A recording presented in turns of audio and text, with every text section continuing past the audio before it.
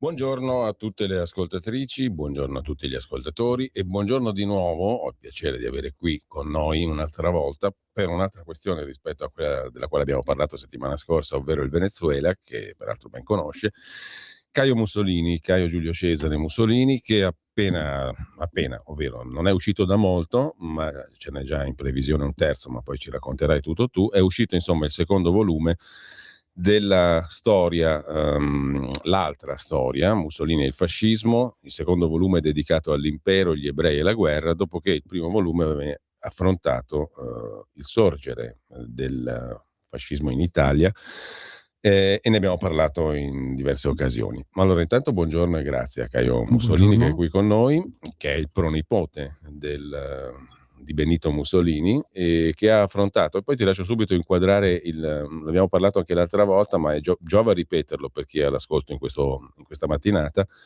il motivo per cui tu ti sei dedicato a quest'opera che non è finita, perché sta per uscire anche un terzo volume dedicato a questa ricostruzione storica. Mussolini e il fascismo è l'argomento, che poi si declina nelle diverse fasi storiche, tra l'altro cronologicamente narrate in maniera molto chiara. Da lettore devo dire questo è un libro molto utile, poi io l'ho riempito, l'ho zeppato di punti interessanti che spero interessino anche coloro che ci stanno seguendo, perché tu affronti la storia in maniera cronologica, ma anche con una quantità enorme, incredibile, di riferimenti a documenti, a fatti, ad atti, ad altri autori anche il cui parere spesso è illuminante, molto interessante, per cui si procede per fotografie che vanno, non dico solo per certi versi a distruggere, in molti casi sì, ma proprio a integrare qualcosa che ci manca. Ci manca avere il quadro completo della situazione sotto gli occhi. Tu hai cercato di fare un lavoro incredibile di documentazione, ma c'è anche una motivazione etica, oltre che storica, politica e individuale, no? Visto il cognome che porti. Il cognome che porti, stavamo guardando prima alcuni commenti sulla tua pagina Facebook di gente veramente ignorante perché ignora, ma anche stupida perché dà corpo a questa ignoranza manifestando dei pregiudizi che sono tra l'altro gli stessi pregiudizi, fatte salve magari le parole usate, della crème del giornalismo, dell'intellettualità e della politica, che non vuole affrontare un nodo molto semplice. Noi abbiamo incorniciato questa conversazione stamani con questo titolo: Quando la storia serve come clava politica e mediatica. La clava dell'accusa di fascismo la conosciamo tutti, no? Uscire da questa trappola micidiale, che ancora oggi è usata per squalificare l'interlocutore o colui che governa, che Certo. non sia appartenente, diciamo, O chiunque la pensi o in chiunque maniera la pensi in diversa. maniera diversa. Beh, questa clava qui è ora di depotenziarne gli effetti e di distruggerla, no? Come si fa? Con la conoscenza, no? E col confronto. Il confronto al quale si sottraggono le menti, diciamo così, ritenute più illuminate, quelle più in prima fila, mediaticamente parlando. Ho usato un'espressione sbagliata, non sono le più illuminate, sono quelle mediaticamente più rilevanti del giornalismo, della cultura e anche della politica, che si sottraggono al confronto. Confronto che sarebbe invece molto stimolante e ci permetterebbe di superare finalmente questa trappola ideologica che serve a far tacere quelli che non la pensano come devono pensarla, secondo la maggioranza che impera culturalmente e politicamente, no? Allora, ti lascio introdurre brevemente questa, No, questa questione, perché c'è una questione al fondo della tua opera anche di questo tipo, ma ce n'è una questione anche individuale. ci sono 2 questioni principali. Uno è quello della verità storica e penso sia, palese che dopo 80 anni ancora quel periodo, il ventennio, non si sia potuto, analizzare, vedere in maniera obiettiva, per tanti motivi. Questo era intuibile, capibile magari nell'immediato dopoguerra, ma sinceramente dopo 80 anni forse sarebbe arrivato il momento di guardare con più obiettività quel periodo, capire le cose positive che ci sono state, contestualizzare il periodo storico, che è la cosa più importante, perché non si può estrapolare un argomento senza tenere in considerazione quello che facevano le altre nazioni o quello che erano le usanze e le abitudini in quel periodo storico. E poi c'è una questione, diciamo così, personale. Io, sinceramente, avendo, come dico sempre, il cognome Mussolini, sin da piccolo mi sono trovato a discutere di questi argomenti, e sin da piccolo parlavo con persone che mi raccontavano un'altra storia che era diversa da quella che io poi dovevo leggere sui libri di scuola o sentivo alla televisione. Ecco perché dopo un certo numero di anni mi sono deciso a scrivere questi libri. Pensavo all'inizio di farne 2, ma gli argomenti sono così variegati, così complessi, che poi alla fine saranno 4 libri. Questo è il secondo, dove, come hai accennato, tratto i temi principali: l'impero, gli ebrei e la guerra, e attaccando molte delle mistificazioni fatte dalla Vulgata sugli argomenti più comuni, tipo, non so, che Mussolini fosse antisemita piuttosto che Mussolini volesse la guerra. Non era assolutamente così, e nel mio libro cerco di dimostrarlo. O comunque fornisci moltissimi spunti che consentono di argomentare e di dibattere su questo punto, e non di avere una visione monolitica e sbagliata. No? Questo è il punto, perché quando uno legge dice questa visione monolitica non regge, Ma va diciamo, come minimo problematizzata, e questo a beneficio della discussione pubblica, ma anche dell'etica pubblica, perché altrimenti entriamo in un terreno falsato che ci conduce direttamente o agli insulti o alle scomuniche, o tu devi stare zitto perché non hai titolo per parlare. E questa cosa qui andrebbe depurata da noi, perché è inutile girarci intorno, no? Questa questione qui è ancora oggi usata per tenere al margine determinate persone. ma questa è una questione L'accusa che di fascismo, ma no? È un classico dei guardate classici. quello che è successo 2 giorni fa, quando alla Camera, grazie a un deputato leghista, si voleva fare una conferenza stampa per presentare un progetto di legge da Casa Pound, e le sinistre, con un atto secondo me gravissimo, hanno impedito fisicamente, con la violenza, la presentazione di questa proposta di legge. Persone che si dichiarano, no, democratiche e tolleranti, quando assolutamente non sono così, ma non sono così da sempre. Si trinceano dietro questa facciata, ma in fondo non condividono assolutamente questi principi che dovrebbero essere alla base di qualsiasi democrazia, tipo quello del dialogo e del Allora, confronto. il libro è disponibile su Amazon, no? Sì. Principalmente, e c'è anche il link sul post che introduce la nostra conversazione sulla pagina Facebook di Radio Libertà. Se sei d'accordo, ci siamo accordati così, io procedo per singoli flash che toccano i 3 temi del libro: l'impero, gli ebrei, la guerra. Mi sono molto piaciute le citazioni iniziali che introducono al libro, no? Napoleone Bonaparte, la storia è un insieme di menzogne su cui si è d'accordo, e Oscar Wilde: l'unico dovere che abbiamo nei confronti della storia è di riscriverla. Riscriverla come? Attraverso Le fonti, documenti, fatti, documenti, fonti. certo. Per esempio, andiamo per ordine: l'impero, la parte iniziale del libro. Allora, tu ricostruisci molto bene come l'espansione coloniale non sia tipica né del fascismo né dell'Italia, ma di un'intera epoca sostanzialmente, e di tante nazioni.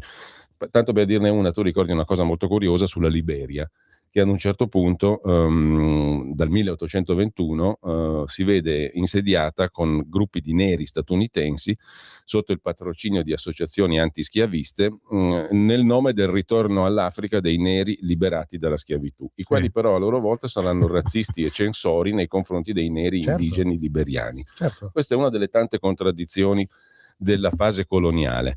La fase coloniale, dunque, che tra l'altro è supportata anche da personalità del calibro di Benedetto Croce, di Luigi Albertini, della comunità ebraica di Roma, no? Che vedono nell'espansione coloniale qualcosa di Era un assolutamente normale. esatto, infatti basta vedere una mappa, una carta geografica dell'Africa nel 1935, quando noi abbiamo iniziato la guerra in Abissinia, per vedere che tutta l'Africa era controllata da potenze coloniali europee. Era considerato come una proiezione naturale, diciamo così. Era Quindi, e questo a l'espansione. proposito del fatto che le cose vanno contestualizzate. Ma andiamo ai alcuni temi forti, no? Per esempio, tu dedichi una ricostruzione precisa alla questione dell'uso dei gas in guerra. Cosa ci puoi dire su questo? Perché anche qui saltano fuori delle cose molto utili da sapere. È ovvio che l'uso dei gas è una cosa L'uso del negativa, gas orrenda. era vietato, Mm. tuttavia le cose sulle quali io focalizzo l'attenzione sono principalmente 2. Uno, l'uso molto più limitato di quello che si vuole far credere dei gas, e che dal punto di vista militare non portarono nessun vantaggio strategico. E secondo, poiché gli ufficiali che facevano quel tipo di guerra venivano dall'esperienza della prima guerra mondiale, paradossalmente consideravano i gas meno letali delle pallottole, delle munizioni. Ed effettivamente io metto dei dati, delle statistiche, dove il gas permetteva di guadagnare un certo territorio con molti meno morti rispetto all'uso dell'artiglieria, all'uso di armi da fuoco. E ripeto, va contestualizzato, erano vietati i gas, ma ricordiamo per esempio anche le munizioni Dum Dum che inglesi e francesi fornivano all'esercito etiope, che non era armato di lance, anche se vuole far credere quest'altra bugia. Non aveva, io elenco tutte le armi che avevano, era un esercito, per essere un esercito africano, discretamente armato, soprattutto supportato da potenze europee, Francia e Inghilterra in primo luogo, che agivano contro l'Italia. E questa è una scoperta che faranno i lettori. Altro capitolo, altra questione che è sempre stata utilizzata in maniera, diciamo così, accusatoria, la celeberrima canzone dei Faccetta Nera. Ma Faccetta Nera è la canzone che ogni volta che qualcuno la mette viene fuori uno scandalo, alla sinistra urla al fascismo. La sinistra veramente dovrebbe essere contenta di questa canzone, la sinistra dovrebbe farne il proprio inno, poiché Faccetta Nera, che vorrei puntualizzare, non era una canzone fascista, ovvero non era del governo, era una canzone che era diventata molto popolare. Scritta in romanesco. Tant'è che il Duce non è che l'apprezzasse molto, perché parlava di, se ci pensate, leggete il testo, di inclusione, di immigrazione, dice Faccetta Nera bella Bissina, non dice Faccetta Nera brutta Bissina, no? Poi dice ti porteremo a Roma liberata perché c'è la schiavitù, marceremo innanzi al Duce davanti al Re, cioè tutte cose che la sinistra oggi continua a blaterare, e quindi usano questa canzone come se fosse una canzone fascista del regime, mentre è una canzone popolare, e curiosamente il regime cercò anche di contrastarla. Una canzone popolare che parla di assimilazione, integrazione, parità, cittadinanza italiana. Esatto, è incredibile, no? E che per molti versi si differenzia dagli spunti autenticamente razzisti che pervadevano l'intero Occidente all'epoca. Ma perché la dignità razziale, che poi è stato il problema principale il padre del comunismo, Engels era contento che l'Algeria fosse stata sottomessa. Certo, ma erano tutti d'accordo e tutti ritenevano che la cultura occidentale, europea in quel periodo, fosse superiore, quindi c'era una missione civilizzatrice che qualche nazione ha interpretato come solamente sfruttamento. Noi, che comunque, per quanto possa dispiacere a molti, abbiamo avuto un atteggiamento completamente diverso nei confronti della colonia, e io riporto anche i dati degli investimenti fatti in Abissinia, e avevamo un approccio diverso, e proprio il fatto che gli italiani non fossero razzisti assolutamente creava questi problemi, perché non avevano chiaro il concetto di dignità di razza, ovvero mantenere un distacco con le popolazioni indigene. Anche le leggi nelle colonie italiane sono leggi che per esempio portano all'abolizione della schiavitù, che era molto corposa numericamente parlando, 2 milioni di schiavi su 8 di popolazione in Etiopia, no? Esattamente, infatti è stata una delle prime cose che fece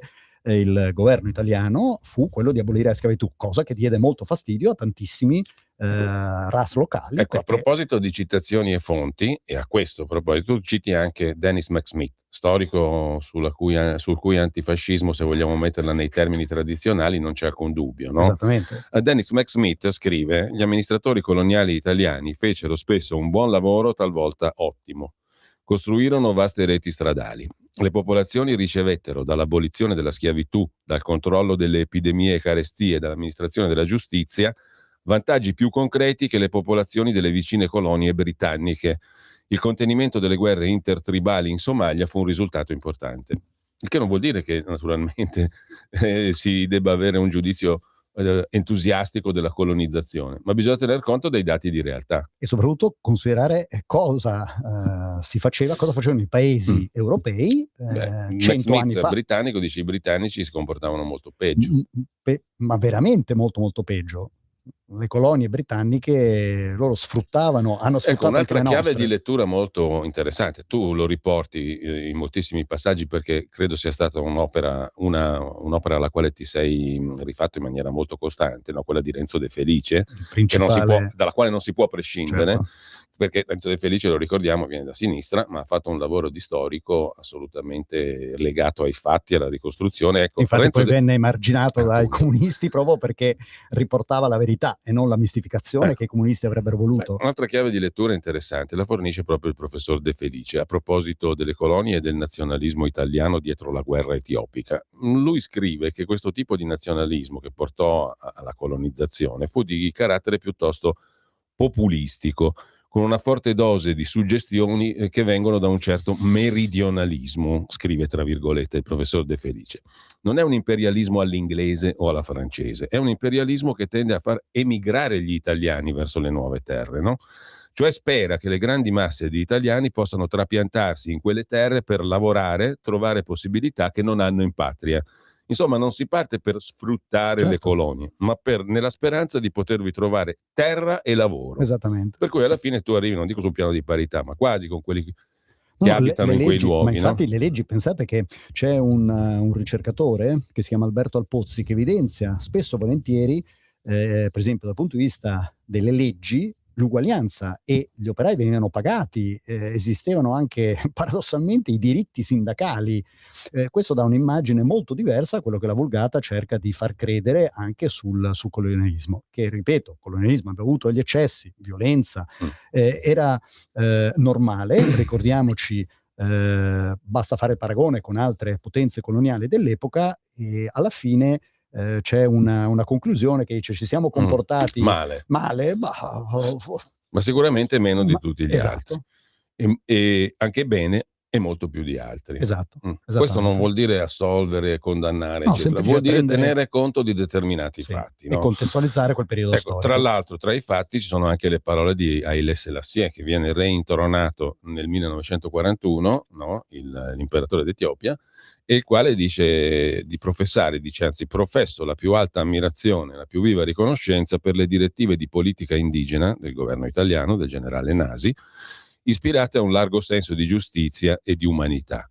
Le migliaia di abissini da me interrogati mi hanno fatto unanimi, commoventi elogi del trattamento usato dal generale Nasi verso le popolazioni native dell'impero. Certo, e ricordiamo anche che la Somalia dopo Selassie la fu guerra, riportato lì dagli inglesi, tra certo, l'altro. fu portato dagli inglesi ed ebbe a lamentarsi proprio l'atteggiamento degli inglesi, quindi rimpiangendo gli italiani, quasi pentendosi di quello che avevano fatto. Ma ricordiamo anche in Somalia che nel dopoguerra l'Italia, nazione sconfitta, ebbe l'amministrazione fiduciaria della Somalia per 10 anni per fare la transizione, diciamo, democratica in quel paese. Non si è mai visto nella storia che una nazione sconfitta venisse affidata all'amministrazione fiduciaria di una ex colonia. E veniamo al capitolo 2. Io procedo sempre così per flash, no? Perché mi sembra la cosa più interessante anche per chi ci ascolta. Poi magari nella ultima parte della trasmissione sentiremo anche i pareri di chi ci ascolta. Comunque, capitolo 2 è dedicato a un argomento che è super scivoloso, in Molto teoria, delicato. no? Molto delicato, ovvero ebrei, razza e razzismo. Ti lascio una parola breve per inquadrarlo, no? Perché ti sarai chiaramente reso conto anche tu che questo qui è uno dei capitoli più appunto delicati ma anche scivolosi da voler ricostruire con puntiglio storico e con riferimento ai fatti. Però devo dire che da lettore, sebbene anch'io mi ci fossi approcciato con una certa curiosità mista anche a preoccupazione nel senso chissà come si può affrontare in maniera oggettiva un argomento di questo tipo. Ebbene no, anche qui ci sono una serie di fatti e di dati da considerare che, secondo me, lo dico da lettore post lettura di tutto il libro, non modificano alcuni punti essenziali, sui quali poi discuteremo anche molto francamente e apertamente, no? Però servono assolutamente a integrare una visione che può essere facilmente pregiudizievole e preconcetta, basandosi soltanto su alcune fonti che sono quelle che sono storicamente a disposizione di tutti, codificate, standardizzate e anche ideologizzate, perfino su questo punto. Ecco, con che spirito tu ti sei approcciato a questo secondo capitolo Allora, dedicato io agli ebrei? lo scrivo all'inizio dicendo che è un tema molto Mm. delicato, ma il quale ritenevo assolutamente importante affrontarlo. Affrontarlo come? In maniera storica, affrontarlo con le fonti, contestualizzando i diversi periodi e soprattutto partendo Ecco, dal. fammi dire, anche qui, anche su questo capitolo Renzo De Felice ha fatto un lavoro straordinario, no? Ma infatti io ho, come dicevi tu prima, io ho fatto affidamento moltissimo sui libri, sulle ricerche di De Felice. Qual è il problema? De Felice è uno storico. Per esempio, io ho attinto molta dell'informazione da uno dei suoi libri sugli ebrei, ma era un libro di circa 700 pagine. Quindi oggi trovare qualcuno che si metta a leggere 700 pagine è veramente difficile. Quindi io ho fatto una sintesi, non solo di lui, ma di tanti altri scrittori, ricercatori, molti anche ebrei, primi fra tutti Hannah Arendt, che danno una visione molto diversa da quello che la Vulgata ha voluto far credere. Quindi contestualizzando il periodo e le varie fasi, ricordiamo che nella fase iniziale c'erano molti ebrei che erano fascisti, che hanno partecipato alla marcia su Roma, quindi non solo, ma tu dici anche nomi e cognomi hanno concorso anche a costituire la parte essenziale dell'ossatura burocratica del regime, no? Sono stati ministri, sono stati sottosegretari, hanno diretto le forze vicegovernatore della armate. Libia, ma certo. Jung è stato Oltre ad aver dell'economia. partecipato alla marcia su Roma nel 22 con generosi finanziamenti anche, no? Certo.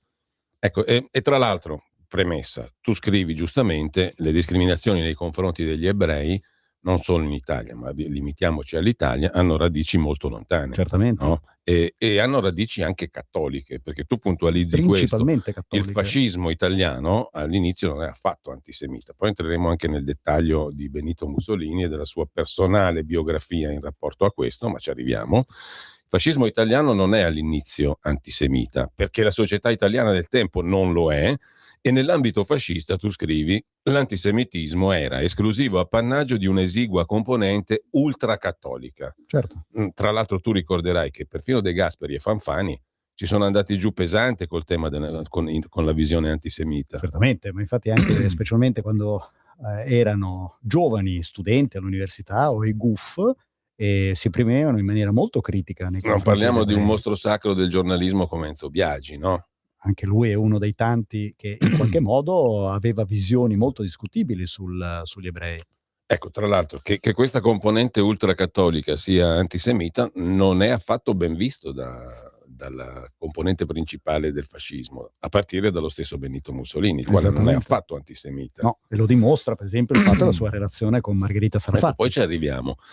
Ma c'è un altro punto che voglio citare a flash, ed è appunto il giudizio del professor Renzo De Felice, che si attinge direttamente alle fonti dell'epoca, no? E evidenzia alcuni dati di fatto ben precisi. Allora scrive il professor De Felice: Mussolini non aveva prevenzioni antisemite e riconosceva anzi al popolo ebraico una serie di doti e di capacità, e come popolo ne aveva un notevole rispetto. Il fondo di antisemitismo tradizionale non aveva su di lui conseguenze pratiche. Citeremo poi, a me per altri versi mi ha stupefatto una lettera che lui scrive alla sorella minore Edvige, ma poi ci arriviamo anche lì. Sempre De Felice: il fondo di antisemitismo tradizionale su di lui non aveva conseguenze pratiche, e tantomeno questo fondo di antisemitismo non ebbe a lungo quel carattere razzista che vollero dargli dopo il 1938 gli apologeti della campagna razziale. E ancora, questo fondo di antisemitismo tradizionale non ebbe fino al 36-37 significato politico, e in lui vi era un certo timore per la potenza ebraica nel mondo. Questo è il giudizio del professor De Felice, che insomma tu fai tuo, e che si colloca anche all'interno di una serie di rapporti molto concreti, pratici, lasciamo a chi ci ascolta di scoprirli nel libro, con leader sionisti di primo certo, peso, infatti, quando io ai fini della costituzione dello Stato di Israele. Certo, perché Mussolini, per quanto possa sembrare incredibile, faccio l'esempio della scuola navale a Civitavecchia nel 1934, dove andavano gli allievi del Betar, che erano i giovani, l'organizzazione giovanile del gruppo sionista guidato da Ze'ev Jabotinsky, che aveva ottimi rapporti con Mussolini. Questo è uno dei casi, ma basta ricordare anche cosa fece con la Della Semma oppure con la legge Falco. Quindi Mussolini cercava anzi il supporto in chiave anti-inglese. Questo, ricordiamoci, il nemico di Mussolini era l'Inghilterra. Perché? Perché strozzava il nostro commercio attraverso il controllo di Suez e Gibilterra. Quindi Mussolini aveva verso i popoli arabi e verso il movimento sionista dell'epoca molte simpatie, e arrivò anche ad offrire una nuova patria agli ebrei. cosa che poi gli ebrei non accettarono, i sionisti non accettarono, perché per loro la patria doveva essere solo in Israele e non in Africa orientale, come invece Mussolini aveva proposto. Ecco, tra l'altro, legge Falco, vogliamo spendere due parole, no? Tu Certo, scrivi, è una delle iniziative meno conosciute a favore delle comunità ebraiche in Italia ed è del 1930, se non sbaglio, certo, no? sì, esatto. Legge Falco era una legge che serviva a riorganizzare tutte le varie comunità ebraiche che risentivano ancora dell'organizzazione, la struttura, ma soprattutto l'inquadramento legale dei precedenti governi, quindi Regno delle Due Sicilie, piuttosto Impero Austro-Ungarico. Quindi è stata una revisione delle varie organizzazioni sui territori, che era stata molto molto apprezzata, tant'è che era stata coniata anche una medaglia molto molto bella, che oggigiorno è molto difficile da trovare perché sono state fatte sparire nel dopoguerra, perché erano prove dell'apprezzamento delle comunità ebraiche verso il governo fascista, e proprio a ricordare questa legge. Però è solo una, c'è anche i rapporti personali di Mussolini con altre persone di religione ebraica, o, come dicevi tu prima, anche la posizione in posti apicali del governo di persone di religione ebraica. Allora, nel 1932, intervistato da Emil Ludwig, Benito Mussolini alla domanda «Crede lei veramente che ci siano ancora razze pure in Europa?» come certi studiosi vanno dicendo, risponde «Non esiste più una razza pura, nemmeno quella ebrea. Da felici mescolanze deriva spesso forza e bellezza da una nazione.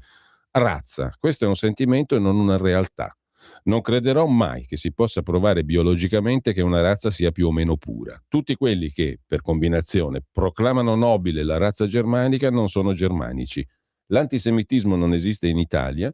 Gli ebrei italiani si sono sempre comportati bene come cittadini e come soldati e si sono battuti coraggiosamente. Occupano posti eminenti nell'università, esercito, banche, sono generali, comandante della Sardegna, eccetera, eccetera. Quindi? Sorprendente. E quindi questo spiega come il razzismo inteso dal fascismo fosse un razzismo culturale, fosse un razzismo di una superiorità del popolo italiano, storicamente molto importante all'interno dell'Europa, come esempio di cultura, come esempio di sviluppo, come esempio di valori, principi. Ecco la Più grande nazionalismo, differenza. diremmo sostanzialmente. Era una visione che si aveva all'epoca di una missione di tipo culturale che aveva il nostro paese. Ecco, altro capitolo, l'hai citata prima, Margherita Grassini Sarfatti, critica d'arte, esponente di primissimo piano della cultura degli anni 30, 20, 30, 20, 30, 40, sì. insomma, fino agli anni 30 tutti sostanzialmente, cosmopolita, scrittrice, donna anticonformista, per molti anche una delle icone del protofemminismo italiano, amante di Sì. Benito Mussolini per tantissimi anni, ebrea. Si convertirà nel 28, mi sembra. Ebrea, ma soprattutto la donna forse dal punto di vista culturale più importante di quel periodo, ma non solo, la donna che fa conoscere all'estero il duce, che aiuta anche a mitizzare la figura del duce. Ricordiamo che scrive la prima biografia Dux. Dux, esatto, ma soprattutto è la persona che crea un collegamento storico fra i fausti dell'impero romano e il governo fascista. Cioè è lei che crea questo diciamo, Mitologia. esattamente. Che contribuisce moltissimo a creare l'immagine di Benito Mussolini, ma anche a introdurlo in moltissimi ambienti che contano. Ma infatti quando lui arriva a Milano, loro si conoscono quando Mussolini arriva, è nominato direttore del quotidiano Socialista. socialista Avanti. Mussolini, ricordiamolo, era un sindacalista, era un politico, arriva in questa grande città, Milano, cosmopolita, dove ovviamente si trova un po' in qualche modo perso. Conosce Margherita Sarfatti, donna, come hai detto tu prima, di una cultura eccezionale, veniva da una famiglia molto importante e ovviamente nasce un reciproco interesse. Lei inizia a scoprire nel duce, ne apprezza ovviamente le capacità politiche, il carisma, e diventano anche amanti, una relazione che andrà avanti per molti anni. Riconosce queste sue qualità e lei come dicevi tu prima, proprio la lei assume anche la direzione di un organo importantissimo, gerarchia, no? che era la rivista di Mussolini, cioè lei era e si fa un sacco di nemici perché tanti altri la guardano in cagnesco. Certamente, come spesso avviene, ricordiamo, c'era una donna in un'epoca in cui le super donne maschilista. Super maschilista, e lei aveva un potere grandissimo. Questo era inviso. Tutti capivano che c'era un legame importante lì, no? E bidirezionale. Non solo, ma soprattutto ne apprezzavano le qualità culturali, la capacità culturale, che all'epoca era molto importante. Ricordiamo che il duce... questo è un altro dato di fatto, una figura anche un po' dimenticata è Margherita Sarfatti. Ma diciamo che ultimamente è stata riportata, c'è stata anche una bella come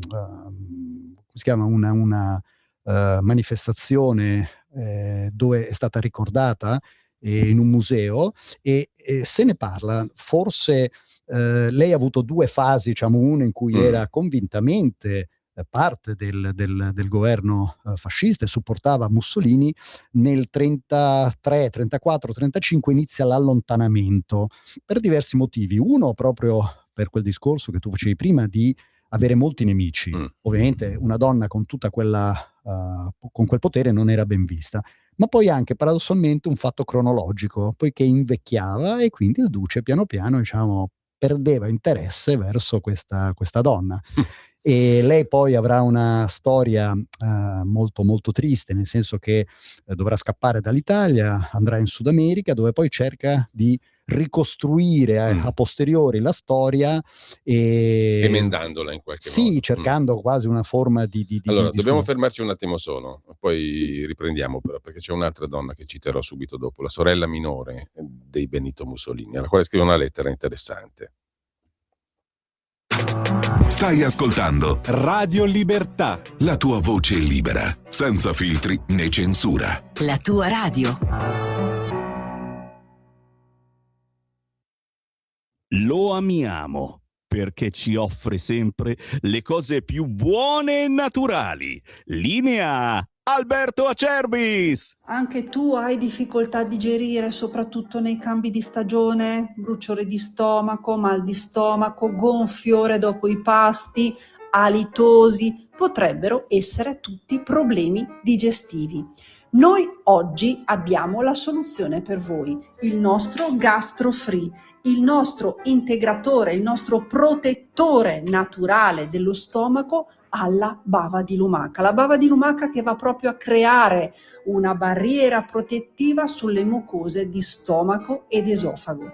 Volete provarlo? Un flacone 24 euro, ma stamattina chiamandolo 030 68 40 408 un'offerta speciale e straordinaria. 3 flaconi del nostro GastroFree a 59 euro. E se dite ascolto Radio Libertà, trasporto gratuito e anche uno splendido omaggio speciale riservato solo per voi. Chiamate subito adesso lo 030 68 40 408 per dire addio a quei fastidiosi gonfiori, a quel bruciore dopo i pasti, a quel senso di pesantezza dopo i pasti, al reflusso, insomma tutte quelle problematiche dovute alla cattiva digestione. Chiamate adesso 030 68 40 408 per la vostra offerta straordinaria di GastroFree. Stai ascoltando Radio Libertà, la tua voce libera, senza filtri né censure, la tua radio. E rieccoci in onda, stiamo parlando con Caio Mussolini del suo libro, il secondo volume, Mussolini e il fascismo, l'impero, gli ebrei e la guerra, l'altra storia. A proposito di altra storia, io sono rimasto letteralmente colpito da una lettera che tu citi nel libro, scritta da Benito Mussolini alla sorella Edvige. Siamo già nel pieno della campagna razziale. Io vorrei leggerla perché a beneficio di chi ci ascolta. Allora, scrive Mussolini, che in Italia si faccia del razzismo e dell'antisemitismo è cosa tanto importante nella apparenza politica quanto priva di peso nella sua sostanza reale.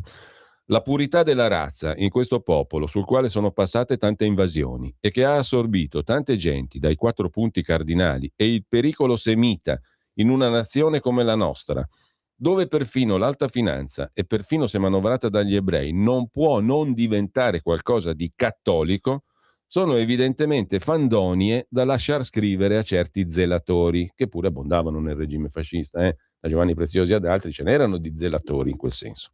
E ancora, conclude Mussolini scrivendo a sua sorella: se le circostanze mi avessero portato a un asse Roma-Mosca anziché a un asse Roma-Berlino, avrei forse ammannito ai lavoratori italiani intenti alla loro fatica con tanta alacrità e però con un distacco che i razzisti potrebbero chiamare mediterraneo, l'equivalente fandonia dell'etica staccanovista. Non ho bisogno di aggiungere nient'altro, questa è una dichiarazione per certi versi di un cinismo micidiale, ma da profondo conoscitore della realtà, non solo del proprio popolo, ma della realtà di quell'epoca.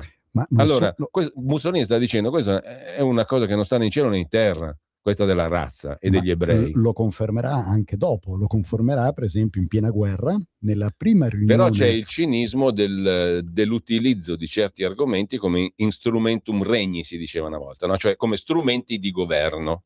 Perché questo fattore sarà condizionante di tutta l'alleanza con la Germania. E il problema durante la guerra sarà proprio questo: il trattamento dell'Italia e il comportamento dell'Italia verso gli ebrei. E qua cito tantissimi esempi. Le fonti sono principalmente del Ministero degli Affari Esteri, dove si evince chiaramente l'atteggiamento di protezione, evidenziato anche da scrittori ebrei di nazionalità di religione ebraica, dove riconoscono il comportamento delle autorità italiane nella protezione degli ebrei, ma non solo in Italia, anche in Grecia e in Nord Africa, certo, nei paesi dell'est. C'è un denso capitolo che tu dedichi a questo. Adesso ho già capito che noi non riusciremo oggi ad affrontare tutti i punti dei quali io avrei voluto parlare con te, ma c'è un altro aspetto da tenere presente. Oltre a questo cinismo realista, no? C'è da tenere presente il quadro internazionale, perché i fatti che dal 36-35 in avanti, 35 e le sanzioni, le inique sanzioni, e da lì in avanti portano alla guerra, quei 5 anni lì, sono dominati da una variabile importantissima che noi molto spesso non conosciamo. Cioè buonissima parte della politica di quel periodo lì in Italia è dettata dall'individuazione di un nemico, la Gran Bretagna, gli interessi britannici. Questo è il punto, no? Perfino il fatto che nel 1936, come tu citi,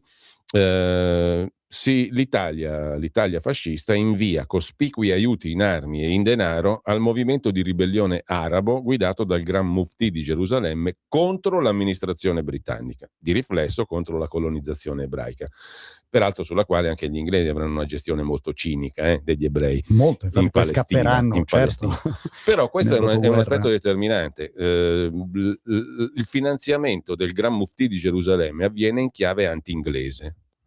Infatti Mussolini, il nemico di Mussolini nel Mediterraneo è l'Inghilterra, quindi qualsiasi alleanza per poter contrastare la presenza inglese nel Mediterraneo per Mussolini andava bene. E i buoni rapporti con i movimenti sionisti, che è durato fino al 1936, ovvero quando Mussolini chiede ai movimenti sionisti, e ne do contezza nel libro, di perorare la causa italiana in modo che non ci fossero le sanzioni, i movimenti sionisti a quel punto si tirano indietro e non supportano il fascismo. Sono due i fatti che poi porteranno all'allontanamento del fascismo dal sionismo, che sono la guerra in Abissinia e poi successivamente la guerra in Spagna. È lì dove cambiano completamente gli equilibri, tant'è che Mussolini rischiava di rimanere, come si dice, con il cerino in mano per la questione ebraica, poiché si erano sfilati sia gli inglesi sia gli americani, anche per il discorso di un'eventuale patria. Senti che frase: per la potenza e il futuro della nazione, gli italiani devono essere razzialmente puri, e questo comporterà la separazione dei semiti dal gruppo demografico nazionale. Questa roba qua non la diceva Benito Mussolini, ma Amintore Fanfani. Esattamente. E Mussolini pensava proprio il contrario, l'abbiamo letto prima, no? Era una balla quella della purezza etnica, eccetera. De Gasperi aggiungerà: speriamo che l'antisemitismo fascista segua le vive tradizioni della Roma cristiana e non quello nazista, diciamo, che lui diceva, no? Però questi sono Fanfani e De Gasperi. Esatto, dai quali poi uno si dimentica, perché Mussolini diventa il capro espiatorio per tutto quello che è successo durante il fascismo. Ecco perché io cerco di raccontare l'altra storia, ovvero di spiegare le varie sfumature di quel periodo, poiché non esistono cose in bianco e nero, ci sono tante sfumature che vanno contestualizzate col momento storico. C'è tutto un capitolo sul razzismo nel mondo occidentale, qui lasciamo il piacere della scoperta anche qui di fonti e di dati ai lettori. Partiamo dalla Svezia, gli Stati Uniti d'America, l'Australia, l'Inghilterra, la Germania, il Sudafrica, il Belgio. Insomma, tutti molto più razzisti dell'Italia e che si comportavano un altro molto capitolo peggio. Che cito a volo: discriminare non significa perseguitare. Esattamente, infatti erano le leggi razziali, discriminavano, e anche lì in modo molto parziale. Poi spiego quali erano esattamente le leggi e cosa prevedevano e cosa si faceva negli altri paesi, perché sembra che l'Italia e la Germania fossero gli unici paesi che avevano un atteggiamento antisemita, quando in vero tutto il mondo aveva un atteggiamento antisemita.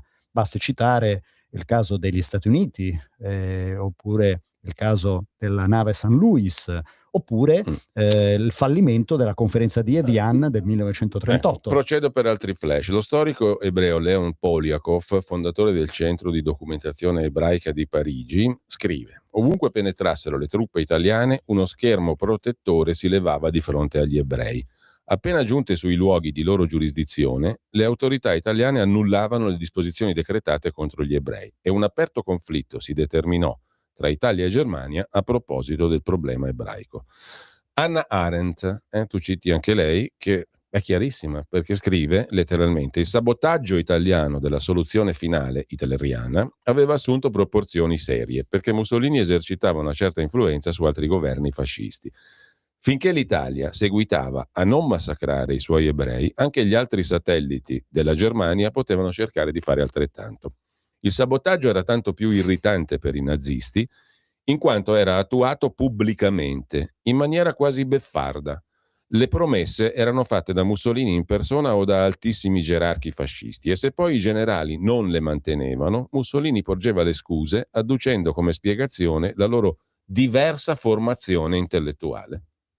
Esattamente, infatti bisogna ricordare che fino al colpo di Stato del 25 luglio 1943 a nessun ebreo fu fatto... Ecco, infatti tu dici l'inizio della tragedia è l'8 settembre del 43. Tragedia per gli ebrei e per l'Italia. E per tutta l'Italia. In che senso? Perché? Nel senso che sappiamo bene, il 25 luglio del 43, contrariamente a quanto si vuole far credere con l'ordine del giorno del Gran Consiglio del Fascismo, oppure la messa in minoranza di Mussolini, anche questo io lo tratto in maniera molto dettagliata nel libro. Il 25 luglio è stato fatto un colpo di Stato, ovvero il re ha fatto delle cose che non erano nel suo potere, non erano previste dalle leggi né dallo Statuto Albertino. 25 luglio è il compimento di due congiure parallele che poi a un certo punto si uniscono. Una parte i gerarchi fascisti per depotenziare Mussolini e dall'altra invece la Casa Reale, dove già dal mese di marzo c'erano contatti con i nemici, con i nostri nemici che combattevamo. Il 25 luglio Mussolini viene arrestato illegalmente, poiché non c'era nessuna norma nel codice Rocco che autorizzasse l'arresto del capo del governo e duce del fascismo. Poi si arriva all'8 settembre, ricordiamo che il 2 era stato firmato a Cassibile l'armistizio, che poi anche qua l'armistizio non è corretto chiamarlo armistizio, è dal punto di vista pratico una resa incondizionata. L'8 settembre viene reso pubblico non dagli italiani, che lo dovevano fare, ma continuava a tergiversare, le autorità italiane, la Casa Reale continuava a cercare di guadagnare tempo, non si sa bene per quale motivo. L'8 settembre gli alleati annunciano l'armistizio, che viene subito ripreso in Italia, e da lì inizia la tragedia, poiché i nostri alleati, per quanto possa piacere o meno, i tedeschi erano i nostri alleati, si trovano sul territorio italiano in grande numero e soprattutto molto molto adirati nei confronti del tradimento subito. Ricordiamo, il 25 luglio iniziano a scendere dal Brennero in Italia una decina di divisioni tedesche in quella che era l'operazione Alarico, Già Sì. chiamare un'operazione con quel nome significava qualcosa, no? Esattamente. Significava che tu hai perso completamente E che avrebbero fatto tabula rasa, esatto. tabula rasa Esattamente. degli italiani Esattamente. in quel caso. E non è per caso, tu sottolinei che dopo il 25 luglio Preziosi, Giovanni Preziosi, che De Felice definisce forse l'unico vero coerente antisemita italiano del Novecento, prenderà potere, si reca in Germania, inizia le trasmissioni da Radio Monaco, nasce l'Ufficio per la razza, e da lì veramente, anche De Felice sottolinea questo, da lì si fa brutta per gli ebrei in Italia e nel nord Italia, perché dopo l'8 settembre del 43 i nazisti estendono anche all'Italia la soluzione finale. Insomma, finché c'è Mussolini al potere, la situazione degli ebrei È sotto è sotto controllo e perfino, diciamo, le politiche razziali sono depotenziate. Dopodiché la tragedia, il dramma, perché non è più un minimo di sovranità e di controllo, no? Esattamente, Reale. soprattutto la forza di Mussolini, sia politica che militare, non era più quella che aveva prima del 25 luglio del 43. E a proposito di questo, poi io lascio agli ascoltatori che leggeranno questo libro di scoprire i passaggi concreti che tu ricostruisci cronologicamente in maniera molto, molto efficace per arrivare a questo dramma vero e proprio, no? Perché poi lì non c'è più niente da fare, lì poi Ma lì anche si collabora. Durante la guerra civile il governo della RSI, la Repubblica Sociale Italiana, ci furono anche lì diversi casi. Ci fu chi collaborò con i tedeschi, ci fu chi cercò di contrastare l'attività dei tedeschi, ci fu chi per convenienza. Ricordiamo che purtroppo in quelle situazioni, e basta ricordare le polemiche che sono uscite qualche settimana fa sulla razzia del ghetto di Roma, dove, contrariamente a quello che la Vulgata sostiene, non parteciparono soldati italiani. Paradossalmente perché? Perché non erano considerati affidabili. Poi c'è tutta una parte dedicata all'ipocrisia delle nazioni democratiche su questo argomento che lascia veramente di scoprire, perché due sono le tappe, no? Che culminano in realtà con la conferenza di Evian del 1938, dove dall'Inghilterra alla Svizzera, agli Stati Uniti, all'Australia, alla Francia, nessuno accoglierà un ebreo. Esatto, con motivazioni incredibili: proteggere la Svizzera contro l'invasione di ebrei, dice appunto il delegato svizzero. Sì. Il delegato australiano dice che quello canadese addirittura: per noi un solo ebreo sarebbe di troppo. Insomma, tante belle parole, ma nessuna disponibilità Ricordiamo reale. che la conferenza di Evian del 38 si poneva come scopo quello di riposizionare qualche centinaio di migliaia di ebrei che erano scappati dai paesi dell'est e dalla Germania, poiché la Germania aveva sin dal 1933 chiaramente detto che voleva un paese senza gli ebrei. Bene, di tutti questi paesi nessuno accettò gli ebrei. Un piccolo numero di ebrei fu incredibilmente accolto in Repubblica Dominicana e in Bolivia, null'altro. Poi c'è l'ultimo capitolo che vorrei affrontare con te, il terzo, che ci introduce alla questione della guerra, no? Tu parti dai prodromi della seconda guerra mondiale, anche qui ricostruì la guerra civile spagnola, è una tappa fondamentale, e poi ricordi la conferenza di Stresa, la seconda conferenza di Stresa organizzata su richiesta italiana proprio nel 1935, no?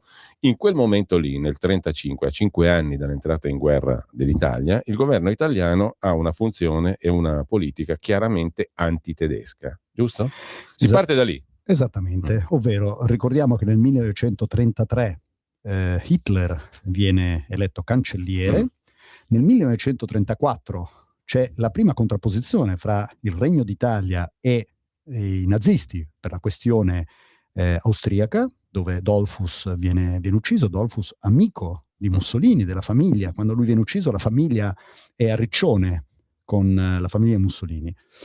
Mussolini teme i tedeschi. Sì, perché nel 1935 la Germania ripristina la leva militare obbligatoria, dichiara di voler ricostituire l'aeronautica e di aumentare il numero di divisioni nell'esercito. Tutte cose vietate dagli accordi di Versailles precedenti. Perché e Mussolini lo dice agli altri. Mussolini lo dice ai francesi, agli inglesi in primo luogo. Guardate che questa qui è un pericolo. La costrizione è un segnale pericoloso, la leva. Infatti e Mussolini le volontà voleva, belliche di Hitler. Esatto, che lui ben sapeva e ben conosceva, la temeva. Ma cosa succede? Che il 18 giugno, cioè praticamente poche settimane dopo, Chi sono ad accordarsi con i tedeschi? Gli inglesi, la Gli inglesi. perfida Albione. L'Anglo-German Naval Agreement, firmato il 18 giugno del 1935, tenendo all'oscuro Italia e Francia. Certo, questo per far capire come l'Inghilterra non solo non si atteneva a quello che era stato previsto dagli accordi di Versailles, ma addirittura favoriva il riarmo tedesco.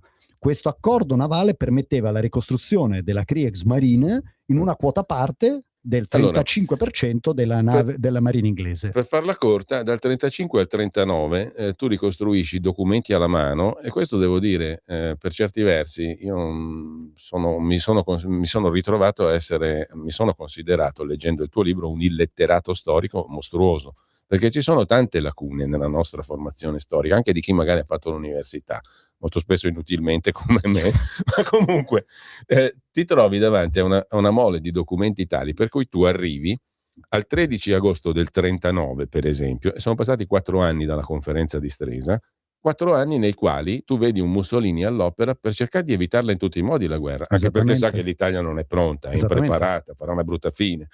Quindi il 13 agosto Ciano, ministro degli esteri, relaziona il duce sulla gravità della situazione con queste parole: i tedeschi ci hanno ingannato e mentito, quell'uomo Hitler è un indemoniato, sta usando il corridoio di Danzica come una scusa, ha l'intenzione di prendersi tutto l'appartamento.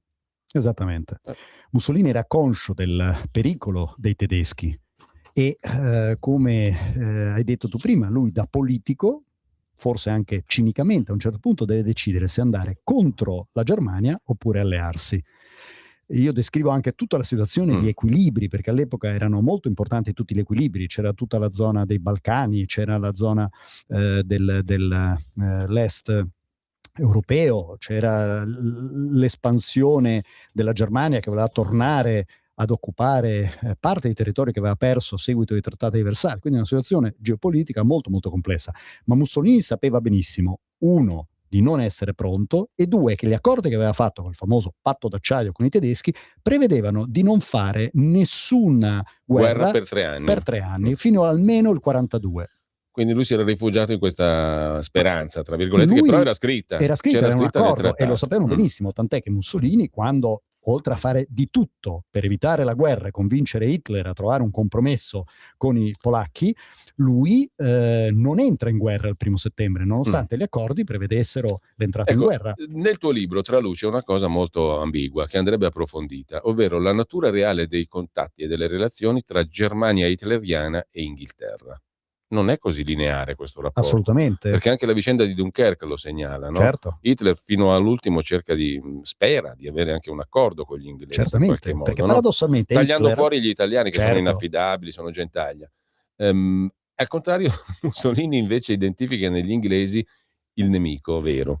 Ma tu citi anche la frase, la ricostruzione storica di uno storico, professore, giornalista britannico, Alan Taylor, il quale argomenta nei suoi libri e scrive che furono gli inglesi i responsabili, con la dichiarazione di guerra alla Germania, della trasformazione di un conflitto regionale, localizzato, limitato alla Polonia, in una guerra europea e poi mondiale, cioè esattamente quello che Mussolini voleva evitare. Esattamente. No? Esattamente, anche perché ricordiamo che quando i tedeschi invadono la Polonia, nell'immaginario collettivo, se una persona dovesse dire come è iniziata la seconda guerra mondiale, tutti ricordano l'invasione tedesca della Polonia, ma nessuno ricorda che pochi giorni dopo la Russia, l'Unione Sovietica, invade la Polonia da est. Questo era frutto del patto Ribbentrop-Molotov firmato ad agosto del 1939 e la Polonia è scomparsa. E paradossalmente, dopodiché i due invasori firmano anche un accordo, un trattato di amicizia. Loro firmano un trattato di amicizia, questo accordo praticamente durerà fino all'inizio dell'operazione Barbarossa, ma la cosa interessante, come avevi tu citato poc'anzi, è proprio che la Germania paradossalmente nutriva una forte ammirazione verso l'Inghilterra e nella mente di Hitler il partner ideale non era l'Italia, che eravamo comunque considerati provinciali, piccoli, un paese diciamo non importante come l'Inghilterra. Il partner ideale era l'Inghilterra, loro si immaginavano un mondo diviso fra tedeschi da una parte e inglesi dall'altra. Lì però non aveva considerato intanto il profondo antinazismo che c'era in Churchill e in gran parte della classe politica inglese, ed ecco come si inseriscono questi segnali. Altro che miracolo di Dunkerque, non è stato un miracolo, è stato un preciso segnale tedesco verso gli inglesi di non infierire ulteriormente, anzi di lasciare rientrare in Inghilterra sia inglesi che francesi e belgi, commettendo tra l'altro un grande errore strategico, perché poi questi soldati ovviamente hanno fatto parte dell'esercito che ha Allora, battuto Caio, la Germania. ci avviciniamo alla conclusione. A chi ci segue dico c'è un ricchissimo capitolo, questo qua dedicato alla guerra, da leggere tutto, perché viene fuori una vividissima rappresentazione e documentata di due figure, Vittorio Emanuele, re d'Italia, e Badoglio. Badoglio. No? Lascio il piacere della lettura perché dai dati, dai documenti viene fuori il profilo di queste figure, un profilo che a definirlo losco si usa un aggettivo riduttivo, ma proprio riduttivo al minimo. Due orrende figure, mi viene da dire, proprio dopo aver ricostruito i loro atti. Comunque, chi legge si documenterà con fonti di prima mano. Rimangono delle domande che tu ti fai anche a un certo punto del libro, no? Perché tutta la ricostruzione del colpo di Stato del 25 luglio da lì in avanti è interessantissima, documentatissima e veramente utile, credo. Chi lo leggerà se ne renderà conto. Restano delle domande che tu ti fai. Perché Mussolini ha convocato lui stesso il Gran Consiglio del 25 luglio 43 che lo farà fuori? Perché non è stata stenografata la riunione? Perché Mussolini non reagisce? Perché l'agenzia di stampa del regime, la Stefani, non trasmette nessuna notizia della riunione? Perché il giorno dopo il duce si reca comunque all'incontro col re, anche se la sua stessa moglie dice non c'è andare, che quello è parte della congiura, in borghese anziché in divisa?